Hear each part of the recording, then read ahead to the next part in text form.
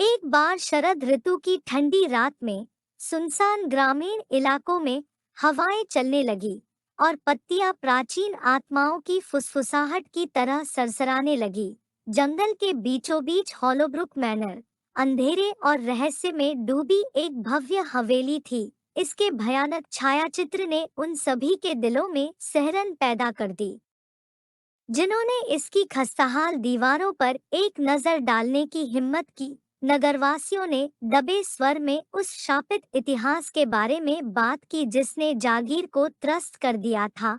ऐसा कहा जाता था कि बहुत समय पहले एडगर हॉलोब्रुक नाम का एक दुष्ट स्वामी वहां रहता था, जो अपने क्रूर और परपीड़क स्वभाव के लिए जाना जाता था।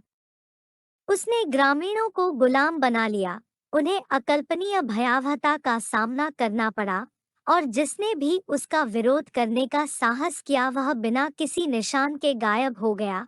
कहानी के अनुसार एक तूफानी रात में ग्रामीणों ने फैसला किया कि उन्होंने काफी कष्ट सहन कर लिया है। वे मशालें और कांटे लेकर एक साथ एकत्र हुए और जागीर पर धावा बोल दिया। उग्र भीड़ ने एडगर को उसके गुप्त कक्ष में घेर लिया, जहां उसने द्वेषपूर्ण ताकतों को बुलाने के लिए अंधेरे अनुष्ठान किए। एक हिंसक टकराव में एडगर का भयानक अंत हुआ। उसका शव कभी नहीं मिला और किंवदंती है कि उसकी प्रतिशोधी आत्मा अभी भी हवेली में घूमती थी। जो भी अतिक्रमण करने का साहस करता था उससे बदला लेने की कोशिश करती थी।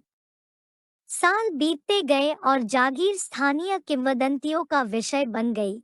किसी ने इसके पास जाने की हिम्मत नहीं की, लेकिन कुछ लोगों ने दावा किया कि उन्होंने इसके जर्जर हॉल से भूतिया चीखें सुनी हैं और चांदनी रातों में इसकी खिड़कियों में नाचने वाली टिमटिमाती रोशनी ने उनके डर को और बढ़ा दिया। अफवाहों के बीच जिज्ञासु किशोरों के एक समूह ने एक दूसरे को प्रेतवाधित हवेली में एक रात बिताने की चुनौती दी। उनका साहस उनकी घबराहट पर हावी हो गया और वे कांपते पैरों और तेज दिलों के साथ संपत्ति में प्रवेश कर गए।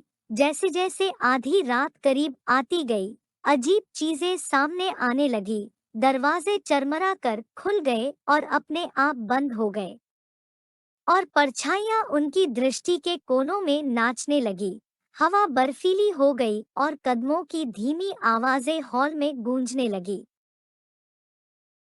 एक एक करके समूह अलग होते गए, प्रत्येक ने अपने सबसे गहरे भय का दोहन करते हुए दुआ स्वप्न वाली परछाइयों और भयानक भ्रमों का सामना किया। जागीर के भीतर की भयावह ऊर्जा उनके भय को बढ़ा रही थी, जो हर गुजरते मिनट के साथ मजबूत होती जा रही थी।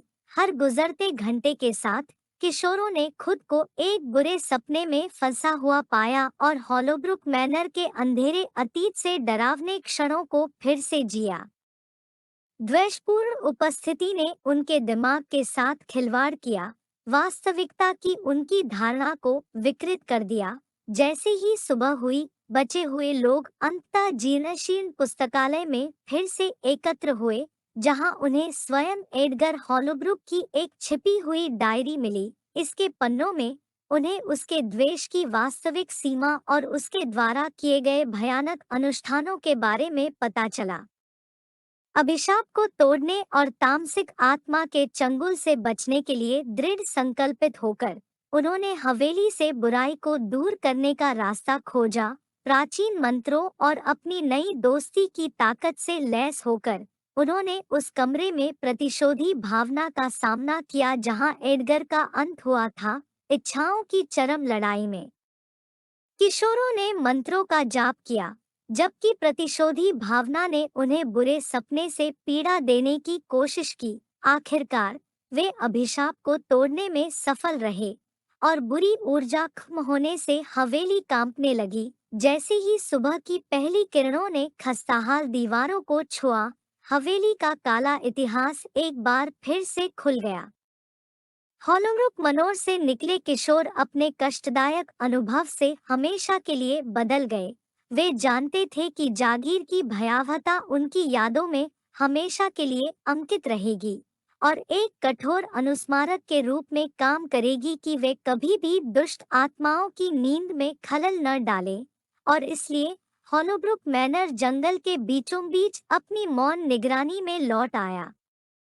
एक ऐसी जगह जहां केवल सबसे बहादुर लोग ही उद्यम करने की हिम्मत करते थे, एक ऐसी जगह जो हमेशा अपने अतीत और उन आत्माओं से प्रेतवादित रहेगी जो इसकी दीवारों के भीतर नष्ट हो गई थी।